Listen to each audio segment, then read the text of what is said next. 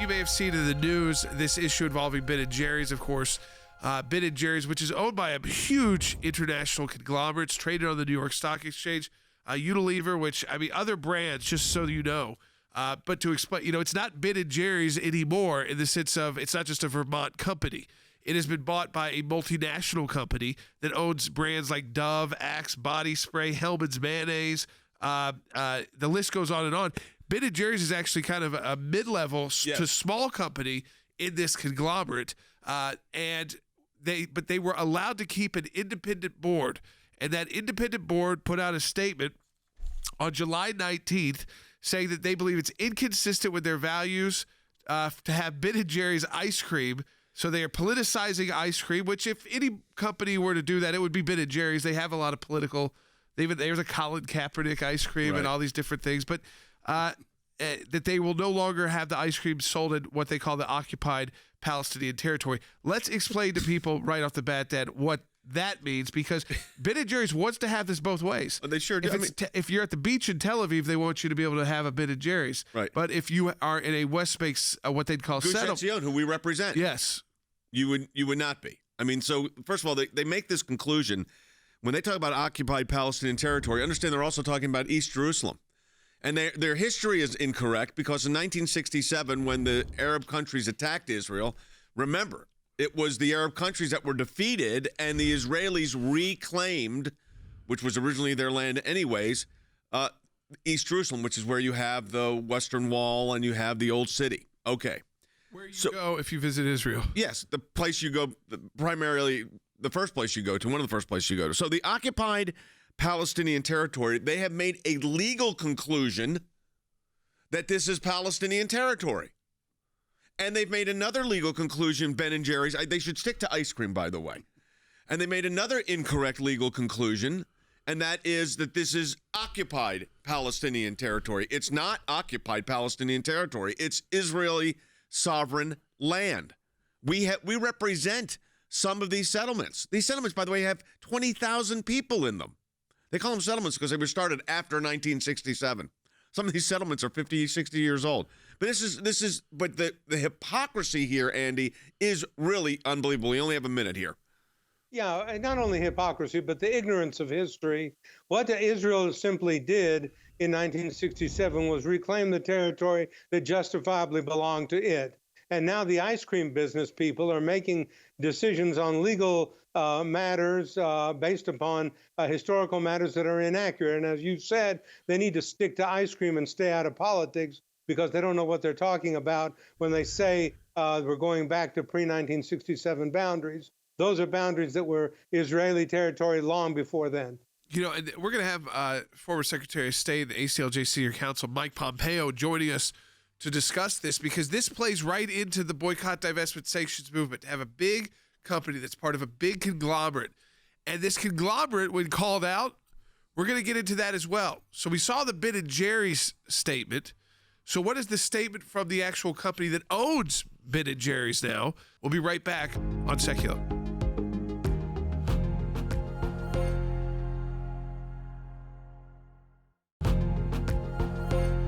Hey, welcome back to Sekulow. And listen, Ben & Jerry's is interesting because it's not a company that has ever shied away from some controversy, making political statements. Obviously, it's been a kind of very liberal company. And again, you can make your choice about whether or not you want to buy Ben & Jerry's. But a lot of their franchises, in fact, if you see like a Ben & Jerry's in your where you live, or if you're on vacation, those are independently owned. You'll always see it on the door. Those are people who just bought a franchise. So they're not necessarily making the same political statement. Same with Israel. Even if Ben & Jerry's at the corporate level, they allowed the franchisee to come in, purchase, make the deal, and decide where they were going to sell it. And Ben & Jerry's wants this both ways, but it doesn't work. And so let me go to the bigger company. The bigger company here is Unilever. This is a company, this is based in the UK and Dutch, but it's traded on the New York Stock Exchange. They're saying that they're putting all of this on the fact that Ben & Jerry's has a independent board. That was part of the deal when they bought the brand. And so that independent board has made that decision that they don't encourage that. But the independent board, if they're putting forward policies that violate the country they're doing business in, the law of that country. Correct, which is then what's the happening independent here. board should not be able to override Unilever. No, so here's what's I think is important to put the legal context of this in play here. So Ben & Jerry's, the company, has a franchisee in Israel that actually doesn't just sell the ice cream at stores, but actually makes it, manufactures it. They've had a long-standing relationship with them. Under Israeli law, you cannot, like in the United States, you cannot say, you know what, we're going to sell it to this group, but we're not going to sell it to that group. We're going to sell it to this area, but we're not selling it to that area. Here's what's happened. You've got a multinational corporation coming in and telling the local franchisee, you cannot sell your product in these areas. Thus, that franchisee, Harry, is now violating Israeli law on human rights and free trade. Precisely. And so I think it's important to put this on the table, that BDS is a pernicious attack on Israeli sovereignty. And this attack is led largely by elites. First, it was academic elites. Now it includes corporate elites. And some of these corporate elites have also now joined the critical race movement, and they've refused to condemn genocide, for instance, in China. But now some of these corporations are saying we have to boycott Israel, the most democratic state in the Middle East, where people enjoy a raft of human rights. And they're saying instead that Israel must withdraw from its own sovereign territory. This makes no sense. It may make corporate elites feel better about themselves, but it is an example of tremendous illogic. But they also, Harry, they don't understand international law. I mean, that's one of the things that's off here is they are making a conclusion. They're making a legal conclusion about an area of Israel and saying that is not Israeli land.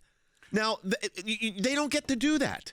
You are absolutely correct, except it's important to keep in mind that in the corridors of power, many elites see themselves as what? Morally superior individuals. Therefore, they see that they are above the law. So they become an international tribunal to themselves. Precisely. Yeah. And that is why litigation is very, very important. Yep. Also, anti-BDS legislation is very, very important. We must ensure that these firms, at the end of the day, pay a price. There may be litigation. That's all I'm going to say right now. Yeah, there may be litigation. What I think is important to point out too is this is the boycott, divestment, sanction. Oh, yes. They are loving this because this is not just the little Ben & Jerry's ice cream company. This is the huge Unilever, and this is a brand. I mean, again, let me go through some of the other brands they own. This is small for them too. They own Dove. They own helmets. They own brands that are huge in Europe and throughout the world. Those are just the billion. I'm just going through a few of their billion-dollar brands. Ben & Jerry's is down the list. They own all the cleaning, solution products for your home, and like laundry detergent. I mean, this is a giant company. Multinational conglomerate who has been put in this situation where I think clearly if they did make this special arrangement with Ben & Jerry's to have this independent board so they could still make their political statements, they can't hide behind that. But you can't hide behind violating the law. This is not just a statement. No. This is an action. No, that's an action. They're compelling their franchisee to violate Israeli law, the law that governs the sovereign where they exist. Yeah, and it's hurting the individual franchisees. It really is. I mean, this decision by a board in Vermont is going to impact a lot of people, both in Israel and other places as well. And the whole BDS movement, Jay, is anti-Semitism writ large. Anti-Semitism by any other name is still anti-Semitism. And these progressive, left-leaning, woke companies, they really do want it both ways. Well, of course they want it both ways. They say in their thing, although Ben & Jerry's will no longer be sold in the OPT, Occupied Palestinian Territories, we will still be available in Israel through a different arrangement. Well, they also want it both ways in that they want to promote their woke, inconsistent, often hypocritical causes, but they don't want it to affect their bottom line, and they don't want to be taken to court. You don't get it both ways. Yeah, well, Andy, the thing that bothers me here, and it's kind of following what Jordan said, is they've made this huge multi-billion-dollar corporation. I mean, it's huge. But they have drawn legal conclusions which are incorrect as a matter of law, not correct on the facts, and in fact, violation of Israel's sovereign law, where they want to continue to do business, by the way. This doesn't bother these left-wing woke companies who have these political decisions that they want to make in connection with their businesses. They need to stay out of the political arena, and they need to stick to the ice cream arena, which is very good at what they do. Unilever is a multinational, huge industrial giant of a company, and it has now made a political decision that occupied territories are not going to be engaged or are not going to be sold their products. Who are they to make that decision? Under what authority do they have? Are they some kind of supranational world court that makes a decision as to what is and what's not Israel? I don't think so. Yeah, but they're acting like. But let me read, Jordan, what they say here. We have a long-standing partnership with our licensee who manufactures Ben & Jerry's ice cream in Israel. Long-standing. And distributes it throughout the region. We have been working to change this. This is unreal. And so we've informed our licensee that we will not renew his license agreement when it expires at the end of next year. We have this great relationship with this licensee. We've had a long-standing one, but because he was going to sell ice cream in Israeli sovereign territory, of course they knew. For years. This is not new to Ben & Jerry's. There's a lot of Ben & Jerry's in Israel. We've been there. Yes, there's a lot, and that includes in the what they would call settlements in the West Bank. And so they have this long relationship. They know it's happening, but they are now bowing down to, I guess, pressure on their ice cream company. But this is what happens when you make your ice cream company a political statement, is that you think you put out statements, you sound like a member of the squad, and except for that you're a company that has to abide by the law. It's not a politician who can just speak out. You know, we talk about these governments using the court systems. We call it lawfare. And, now you've got these businesses using their bully pulpit and their corporate structure, Harry, to create their own kind of lawfare. I don't know I'll come up with what the real statement should be on that, what we should call it, because it's the legal system is the lawfare. But this, cancel culture of we don't agree with what? Israeli decisions on their own land, so we're going to not allow our ice cream to be sold in this town? Well, by the way, the left was going crazy if Christians objected to something because of their conscience. But here, I guess it doesn't matter. I think you're precisely correct. But it comes back to what I suggested earlier, this sense of moral superiority. Yeah. They have an internal moral compass, which is actually superior to international law. But it's also important to note that this moral superiority has indeed been licensed by a number of elite actors on the international stage, including the United Nations, which never misses an opportunity to go after Israel. In addition, you have individuals out there like John Kerry, who again have embraced moral superiority. They refuse to acknowledge international law when it doesn't agree with their own principles. And so I think at the end of the day, opponents of BDS, opponents of what Ben & Jerry has done, they need to fashion strategies designed, in my view, to inflict retaliatory financial and economic wounds on these complicit institutions like Unilever, and also Ben & Jerry's. Andy, 30 seconds here. But they're just so wrong as a matter of law at making this determination that this is occupied Palestinian territory. Yes, because they have no authority to make that determination. Look, the determination is not made by an international company or by any company. It's made by the sovereign. Israel is the sovereign in the West Bank. That is now Israeli territory as far as the world is concerned and ought to be concerned. That is a factor, just like Stuart Varney said with respect to China and Hong Kong. Are you going to stop selling that ice cream in Hong Kong? Are you going to stop selling it in Turkey, a violator of human rights? You're going to stop selling it in Russia, someone who engages in cybersecurity attacks? Who are you to make that determination? Right, exactly right. Yeah, and former Secretary of State Mike Pompeo is going to be joining us the next segment. We'll talk about this with him as well. Of course, those historic Abraham Accords that beat back against boycott, divestment, sanctions.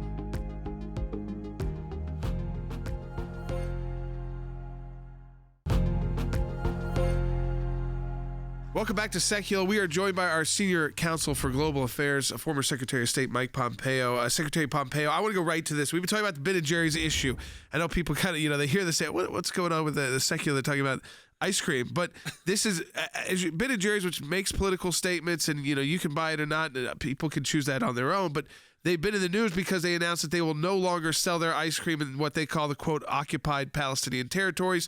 It's a big movement for the BDS movement, which Secretary Pompeo, I think you effectively, with the Trump administration, had sidelined over these last few years because of the policies in place when you were Secretary of State, the Abraham Accords. This move by the new administration, do you think, I mean, they'd say we're not going to take away the First Amendment rights, but we don't support BDS. But do you think we're going to see another resurgence of the BDS movement, that they're going to find more friends? Well, Jordan, I think it's almost certainly the case that companies around the world will say that this administration is not full-throatedly in support of Israel and the relationship between the United States and Israel, and they'll go back to the practices that they had before the Trump administration. Look, we not only made clear that these kinds of activities were unacceptable, that they were an attack on the Zionist project, that they had tinges of anti-Semitism built into them by the very nature of the BDS movement. But we made clear, we ripped off the Band-Aid on 40 years of U.S. policy and made unambiguous that Judea and Samaria were rightful parts of the state of Israel, that Israel is not an occupying nation. This is not apartheid. This is the lone democracy in the Middle East. Those clear statements, those bright lines made the state of Israel stronger, and it made these BDS movements not only appear but actually have to acknowledge that the actions they were taking were deeply against the Jewish homeland and were anti-Semitic.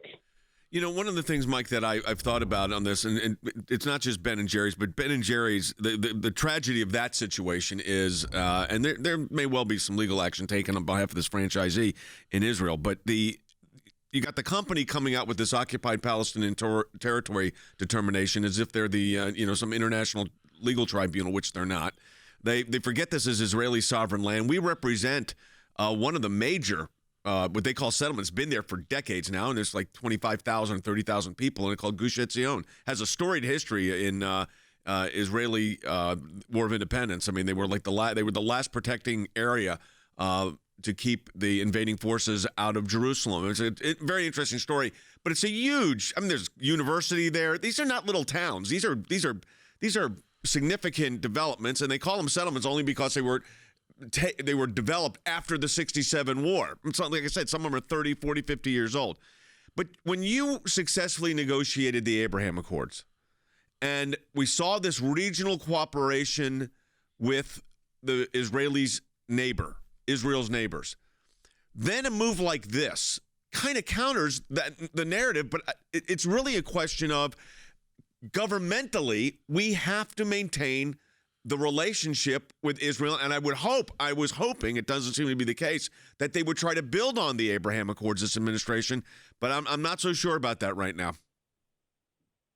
Jay, it breaks my heart. I thought they would immediately acknowledge that the peace that had broken out between these Arab states and Israel, this warm peace, this acknowledgement of Israel's right to exist, would be the basis for how the Biden administration would move forward with Israel, and that there would be other countries join. But, they won't even utter the words Abraham Accords. It's really quite stunning to see peace brokered by one administration and another administration just walking away from trying to build on that. But your point is very well taken on these settlements, and this is really important for your listeners to know. These places that you described, they use this word settlements very intentionally. It's as if they're temporary and it is a hostile takeover of this land. But I was the first Secretary of State to actually go to Judea and Samaria. These are Israeli lands. Right. Remember, this West Bank contains places like cities that your listeners will know, like Bethlehem and Jericho. These are important places. These are not settlements. This is Israeli sovereign territory. And I was really, when I became Secretary of State, it was remarkable to see the resistance inside, frankly, the State Department and elsewhere in the United States government to the common sense set of understanding that Israel is not an occupying power. But then you have these corporations jumping in on it, Jordan. It's outrageous, really. It is. I mean, we have this situation now where you've got corporate, American corporation, but owned by a multinational corporation, and they're trying to have it both ways. Please keep selling it, but don't sell it here. So they're okay with selling it to Israelis, who are supposedly being they're bad, but they don't want to give up all their business there. And I think they've stepped into it. And again, if you can go look and see, I've seen it on social media. There are people engaged in their own private boycotts in the United States. And if you look at your grocery store, Ben & Jerry's might be piling up right now in some parts of the country because of a host of political statements leading to this one, which I think probably pushed a lot of people to the edge. Yesterday on the broadcast, Mike, we were talking about issues with China. You just posted a new article at aclj.org called "The United States Must Assert Principles of Deterrence in Response to Mounting Cyber Attacks." How should the administration face China, and Russia for that matter, on these cyber attacks? Jay, the central thesis is this: these cyber attacks are attacks. And once you start talking about them in that way, once you say these are acknowledged attacks by nation-state actors or actors inside of nation-states that are hostile to the United States, we must respond to them as we would any other kind of attack. So that means developing a responsive strategy. It means developing a diplomatic outreach. It means prepared to conduct the defensive measures one needs to protect the systems and processes to the cyber world here in the United States and that around the world. And then finally, it means a deterrence model. Just as President Reagan spoke about peace through strength, that would apply to cyberspace as well. We have to be prepared to respond against the attacker and against the place that the attacker launches the attack from. We need to hold those sovereigns accountable for attacks that come from their sovereign nation, and impose real costs at a sufficient level that will adequately deter those kinds of attacks and force them to do the hard work of ensuring that these attacks don't take place on the United States. The final question for you today, Secretary Pompeo, we saw that DOJ dropped charges on Monday against 5 academics with ties to the Chinese military. They're Chinese nationals. Now, we've talked before about the Chinese Communist Party kind of infiltrating our universities. Do you think it's the wrong message right now? I mean, to send to China that we're going to drop charges when we know that these individuals were, as they told the FBI, were instructed to report back to Beijing? I know an awful lot about these cases. I want to be very careful. Let me make sure everyone is crystal clear. These individuals committed fraud as they came into the United States. They didn't declare connectivity to the Chinese security services. They were properly indicted. They should have been prosecuted. And it is outrageous for this administration to kowtow to the Chinese Communist Party by dropping these charges. We appreciate your sensitivity to it. We appreciate the information. Our senior counsel for global affairs, Mike Pompeo, and, of course, tremendous job as Secretary of State and CIA. I mean, I can't even start going all the way back to Congress. But we appreciate it, Mike. Thanks for all the insight and opportunity to look forward to seeing you soon. Folks, this tells you, you're seeing the scope of the ACLJ. We're not going to, by the way, this thing with Ben & Jerry's and this BDS, don't think we're just going to let it go. Trust me, we're not.